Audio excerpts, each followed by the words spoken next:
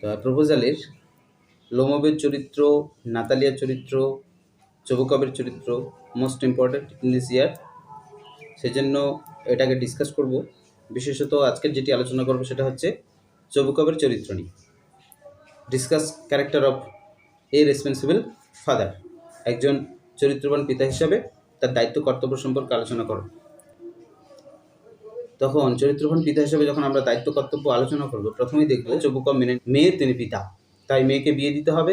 আর লোমব হচ্ছে একমাত্র ছেলে যার সাথে মেয়ের বিয়ে দিলে তার সকল কিছু সম্পত্তি তার মেয়েরই হবে এবং তার কোনো আত্মীয় স্বজন বিশেষত যে তাকে ঘর জামাই করে রাখতে পারবে এবং হচ্ছে তার লোমবের ওপর চবুকব কর্তৃত্ব দেখাতে পারবে। এজন্য তিনি কি করেছেন, এজন্য চবুকব লোমবকেই পছন্দ করেছেন। দায়িত্ববান পিতা হিসাবে চবুকবের কি কি প্রভাব বা কি কি বিষয় এখানে আমরা দেখতে পাই সেটা নিয়ে আলোচনা করব। চবুকব হলেন একজন জমির মালিক এবং বিজনেসম্যান মানে ব্যবসায়ী। তাহলে চবুকব হলেন একজন জমির মালিক এবং ব্যবসায়ী। তাহলে এটাকে আমরা ইংরেজিতে ট্রান্সলেট করলে কি হবে? হলেন মানে হচ্ছে সবসময় প্রেজেন্ট টেন্স। কেন প্রেজেন্ট টেন্স? না, হলেন মানে তিনি হয়ে আসছেন, আগে ছিলেন, এখনও তিনি আছেন। অতএব ওটা আমরা সিম্পল প্রেজেন্ট টেন্স অথবা প্রেজেন্ট ইনডিফিনিট টেন্সে লিখতে পারি। এই জন্য কী করব, চবুকব ইজ এ ল্যান্ড ওনার মানে জমির মালিক অ্যান্ড এ বিজনেসম্যান এবং একজন ব্যবসায়ী। তাহলে বাংলাটা থেকে ইংরেজি কিভাবে ট্রান্সফার করলাম? আমরা সহজে ট্রান্সফার করলাম যে চবুকব হলেন একজন জমির মালিক এবং ব্যবসায়ী। Chubukov is a landowner and businessman. বোঝা গেল বিষয়টা? একদম কোন টেন্সে কথা বলছি তার উপর ভিত্তি করেই কিন্তু আমরা প্রথমে সাবজেক্ট, তারপরে বিভার, তারপরে মেন ভার্ব অথবা অবজেক্ট দিয়ে আমরা বাক্য সমাপ্তি করব। এরপরের বাংলাটা কি? নাতালিয়া হলেন একমাত্র কন্যা চবুকবের। ইংরেজিতে কী হবে? হলেন মানে চিরন্তন সত্য কথা, আগেও তার মেয়ে ছিল, এখনও তার মেয়ে আছে। মানে বিষয়টা হচ্ছে সবসময় যদি চলে সেটা হচ্ছে সিম্পল প্রেজেন্ট টেন্স বা প্রেজেন্ট ইনডিফিনিট টেন্সে আমরা ব্যবহার করতে পারি। তাহলে নাতালিয়া ইজ, নাতালিয়া হয়, নাতালিয়া হলেন, নাতালিয়া ইজ কার কন্যা? ডটার অফ চবুকব, চবুকবের কন্যা। এবার অনলি ডটার, একমাত্র কন্যা অফ চবুকবের। যদি আমরা ভাষাটাকে ভালো করে দিই যে নাতালিয়া হলেন একমাত্র কন্যা কার? চবুকবের। Natalia is only daughter of Chubukov. Simple, একদম সিম্পল। বাংলাটা বোঝা আর তার সাথে সাথে ইংরেজিটা ট্রান্সলেট করা। ক্লিয়ার? সবসময় মনে রাখতে হবে যে আমরা যখন কোনো একটা গল্প লিখব সেই গল্পের ভিত্তিটা পাস্ট টেন্সের উপরে লিখব কি প্রেজেন্ট টেন্সের উপরে লিখব। কিছু ক্ষেত্রে 70 থেকে 80% আমরা প্রেজেন্ট টেন্স যদি লিখি সেখানে আমরা পাস্ট টেন্স ব্যবহার করতে পারি মাত্র 20%। এখানে যখন আমরা গল্পটা লিখছি শুরু থেকে লিখে আসছি প্রেজেন্ট টেন্স, এখানেও যখন আমরা দেখছি যে বাংলা ভাষাটা প্রেজেন্ট টেন্স বোঝাচ্ছে, পরিষ্কার বোঝা যাচ্ছে, আমরা বক্তব্য বললাম প্রেজেন্ট টেন্সে, ইংরেজি টেন্সটাও চেঞ্জ করলাম মানে টেন্সটাও বসালাম প্রেজেন্ট টেন্সে।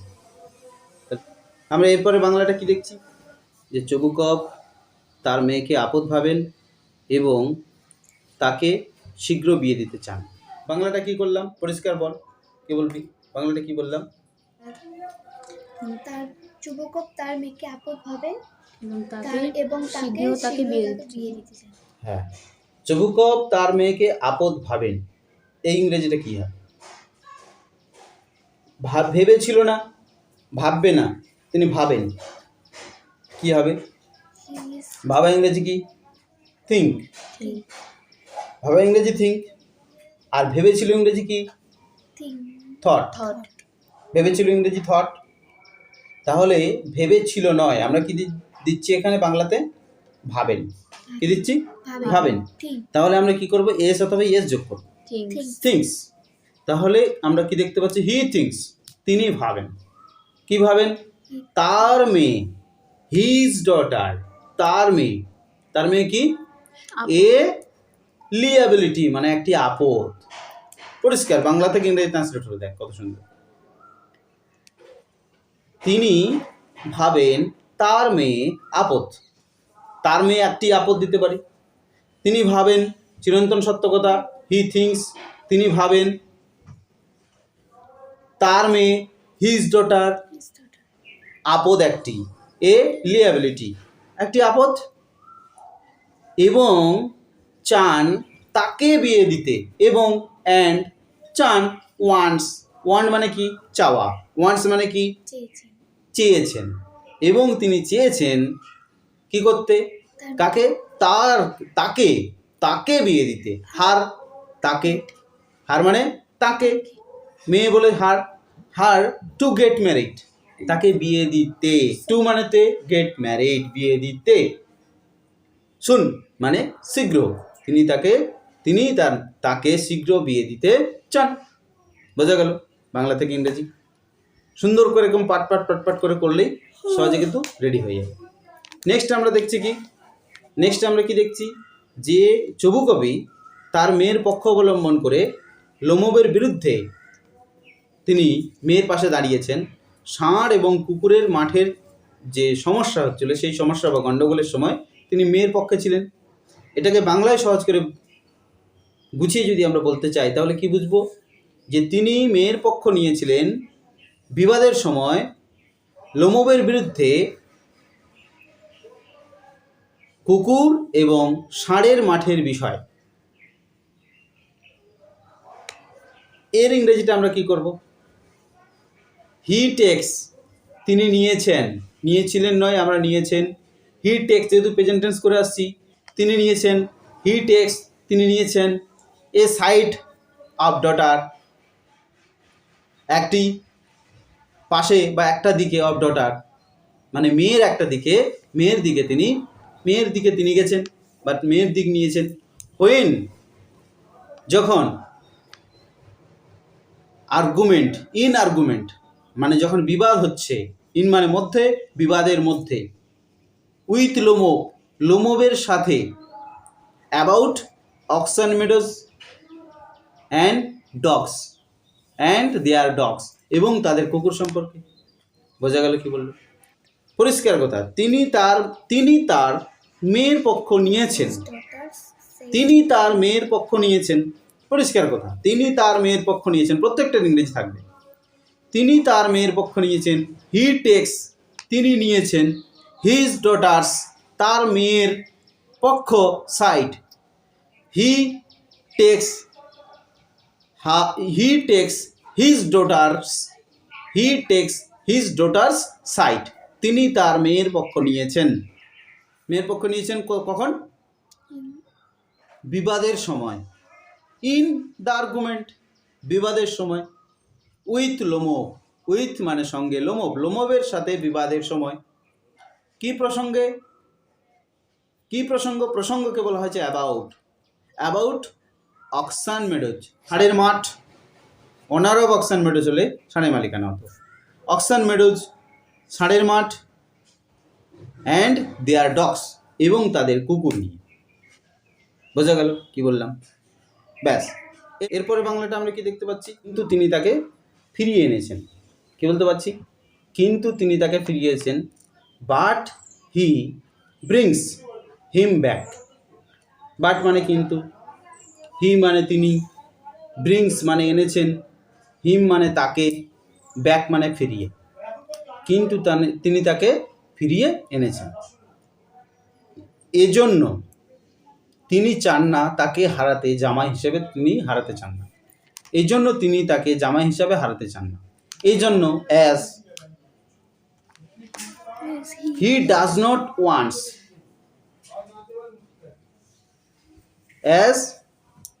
এই জন্য তাকে, as he does not wants to lose, এই জন্য তিনি তাকে হারাতে চান না, কি হিসাবে, জামাই হিসাবে লোমবকে, as his son-in-law, জামা হিসাবে তাকে হারাতে চান। বোঝা গেল কি বললাম, তিনি যখন লোমবের সাথে মেয়ের বিয়ে দেন বা দেওয়ার চিন্তা ভাবনা করেছেন, তখন তিনি কি অনুভব করছেন, যে সামাজিক এবং অর্থনৈতিক দায়বদ্ধতা থেকে তিনি মুক্তি অনুভব করছেন। তিনি মুক্তি অনুভব করছেন সামাজিক এবং অর্থনৈতিক দায়বদ্ধতা থেকে একজন বিবাহযোগ্যা মেয়ের পিতা হিসাবে। হি ফিলস, তিনি অনুভব করছেন। কি অনুভব করছেন? এরপরে বাংলাটা হলো তিনি মহান মুক্তি অনুভব করেছেন। মানে মেয়ে যখন বিয়ে হয়ে যায়, বাবা যখন বিয়ে দিয়ে দেয়, তখন মুক্তি অনুভব করে। কেন না, বিবাহযোগ্যা মেয়ে যদি বাড়িতে থাকে প্রত্যেকেরই একটা টেনশন হয়, চাপ হয় যে কবে বিয়ে হবে বা কবে বিয়ে দেবো। কারণ মেয়ে যদি বেশি দিন ঘরে রাখা হয়, পাড়ার লোকরা বিভিন্ন কিছু বলতে থাকে যে মেয়ে তোমার এত বড় হয়ে গেছে, তুমি এখনো পর্যন্ত বিয়ে দাওনি কেন, বিভিন্ন কিছু বলতে থাকে। এই জন্য পাড়া প্রতিবেশী তো বলতেই থাকে। এই জন্য কিন্তু পরিবারের লোকরা বিভিন্ন রকম ভাবে চাপ নিয়ে থাকে। বোঝা গেল কি বললাম? এই চাপটা সেদিনই মুক্তি হয় যেদিনকার মেয়েটা বিয়ে হয়ে যায়। তাই বাবা মা চেষ্টা করে মেয়েটার বিয়ে দেওয়ার জন্য, কারণ চাপ থেকে মুক্তি পাওয়ার জন্য। এখানে চবুকভ সেই চাপ থেকে মুক্তি পেয়েছিল। তাহলে এখানে আমরা কি দেখছি? যে চবুকভ মহান মুক্তি অনুভব করেছেন যখন সামাজিক এবং অর্থনৈতিক দায়িত্ববোধ থেকে একজন বিবাহযোগ্যা মেয়ের পিতা হিসাবে। তাহলে এর ইংরেজি ট্রান্সলেটটা আমরা কিভাবে করব? যে চবুকভ অনুভব করেছেন, প্রেজেন্ট টেন্স, ফিলস মানে অনুভব করেছেন, ফেল মানে অনুভব করেছিল। তাহলে চবুকভ ফিলস, চবুকভ অনুভব করেছেন মহান মুক্তি, গ্রেট রিলিফ। গ্রেট মানে মহান, রিলিফ মানে আমরা বলি রিলিফ পেয়েছে, মুক্তি, জেল থেকে রিলিফ পেয়েছে। রিলিফ মানে মুক্তি, রিলিফ মানে পেয়েছিলেন। মহান মুক্তি অনুভব করেছিলেন বা করেছেন। কি অনুভব করেছেন? হি ফিলস গ্রেটলি রিলিফড, মহান মুক্তি অনুভব করেছেন। কোত্থেকে? ফ্রম মানে থেকে, সোশিয়াল অ্যান্ড ইকোনমিক্যালি রেসপন্সিবিলিটি, সামাজিক এবং অর্থনৈতিক দায়িত্ববোধ থেকে। অফ মানে কার? Of a grown up daughter, একজন বেড়ে ওঠা মেয়ের পিতা হিসাবে তিনি সামাজিক এবং দায়িত্ববোধ থেকে মুক্তি অনুভব করেছেন। বোঝা গেল বাংলা থেকে ইংরেজি ট্রান্সলেটটা? কোন টেন্সের কথা বলছি প্রথম কথা, দ্বিতীয় কথা হচ্ছে কিভাবে আমরা গুছিয়ে সেটাকে বসাচ্ছি। প্রথমে সাবজেক্ট বসিয়ে দিলাম, তারপরে বিভার্ব দিলাম, বিভার্বের হিসাবে আমরা মেইন ভার্বের সিম্পল প্রেজেন্ট টেন্সে এস বা ইএস যোগ করলাম, যোগ করে সম্পূর্ণ বাক্যটা সমাপ্তি করলাম। ক্লিয়ার? এর থেকে সহজে ইংরেজি শিখতে পারবে। আর ইংরেজির এই ভাষাগুলোকে, মানে ইংরেজির এই ভিডিওগুলোকে যত পারবি ফ্রেন্ডদের মধ্যে শেয়ার করবি। এতে হচ্ছে কিছু না হলেও বলবে যে না রে, তুই ভালো যে ভিডিওটা শেয়ার করেছিস, আমি দেখে খুব অনেকটা বুঝতে পেরেছি। বলবে। এই জন্য অবশ্যই শেয়ার করতে হবে। নিজেরা জানবো, বন্ধুরা জানবেন, এটা তো ফ্যাক্ট নয়। অবশ্যই বন্ধুদেরকে জানলে ভালো। তারা বলবে তো অন্তত আমরা যে স্যারের কাছে পড়েছিলাম, যেমন পড়েছি, কিন্তু তার থেকেও বেশি একটা জানতে পারলাম যে কী টিপসে করানো হচ্ছে বা কী ধরনের করানো হচ্ছে। বোঝা গেল? কি দেখতে পাবো? এইগুলোই কিন্তু চবুকভের চরিত্রের দিক প্রস্ফুটিত করে কি করে না। এটাকে বাংলা থেকে ইংরেজি ট্রান্সলেট করবো। কিভাবে করব? এইভাবে এইটি মানে কোনটা? এই পুরো গল্পটি, মানে এই যে পুরো লেখাগুলো লিখেছি সেটি, এইভাবে এইটি সম্পূর্ণভাবে প্রস্ফুটিত করে বা দেখায় তার চরিত্রের দিকগুলো। এইভাবে ইংরেজি কি? দাস। সাবজেক্ট হিসেবে আমাদের কি দিতে হবে? এই গল্পটি মানে ইট, দাস ইট। এইভাবে এটি, কোনটি? গল্পটি পরিষ্কারভাবে দেখানোটা কাজ। তাহলে অ্যাপিয়ার মানে দেখা যায়, দেখতে পাওয়া যায়। অ্যাপিয়ার্স মানে দেখানো হয়। ক্লিয়ারলি অ্যাপিয়ার্স, পরিষ্কারভাবে দেখানো হয়। কি দেখানো হয়? হিজ বিহেভিয়ার অ্যাসপেক্ট, তার সমস্ত বিহেভিয়ার অ্যাসপেক্ট, বিহেভিয়ারাল আরও ভালো হবে। বিহেভিয়ারাল অ্যাসপেক্ট, তার চরিত্রের বিভিন্ন দিকগুলো এইভাবে দেখানো হয়। বোঝা গেল? নেক্সট আমরা কি দেখছি? লাস্টে সেগুলো আমরা কি দেখতে পাচ্ছি? তিনি দায়িত্ববান পিতা এবং ব্যক্তিত্ব বোধ সম্পন্ন একজন ব্যক্তি। তাহলে পরিষ্কার আমরা এখানে যে বাংলাটা বুঝলাম, সেই বাংলাটা কি বুঝলাম? যে এইভাবে এটি মানে এই গল্পটি প্রকাশিত করে বা প্রস্ফুটিত হয় বা দেখায় চবুকভের চরিত্রের বিভিন্ন দিক এরূপভাবে যে তার ব্যক্তিত্ব বোধ সম্পন্ন একজন দায়িত্ববান পিতা হিসেবে, তাহলে তার বাংলাটা থেকে এই বাংলাটা থেকে আমরা ইংরেজি ট্রান্সলেট কী করব?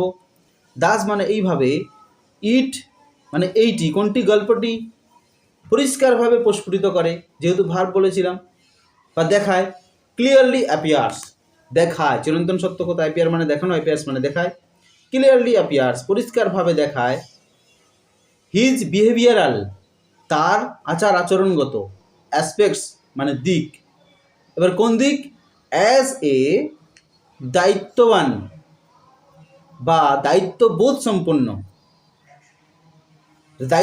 সম্পন্ন, দায়িত্ববান পিতা হিসাবে, as a respective and personality and respective father. বোঝা গেল কি বললাম?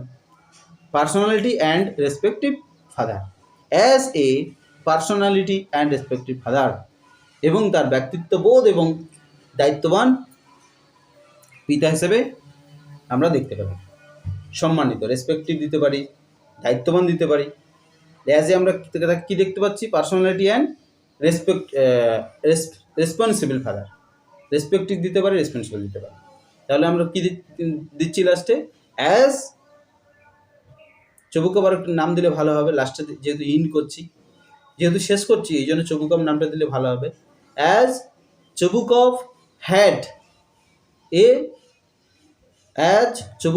Had personality and responsible father. বোঝা গেল কি বললাম বিষয়টা? এইভাবে তার ব্যক্তিত্ব এবং দায়িত্বগুণ সম্পন্ন পিতার চরিত্র প্রস্ফুটিত হয়।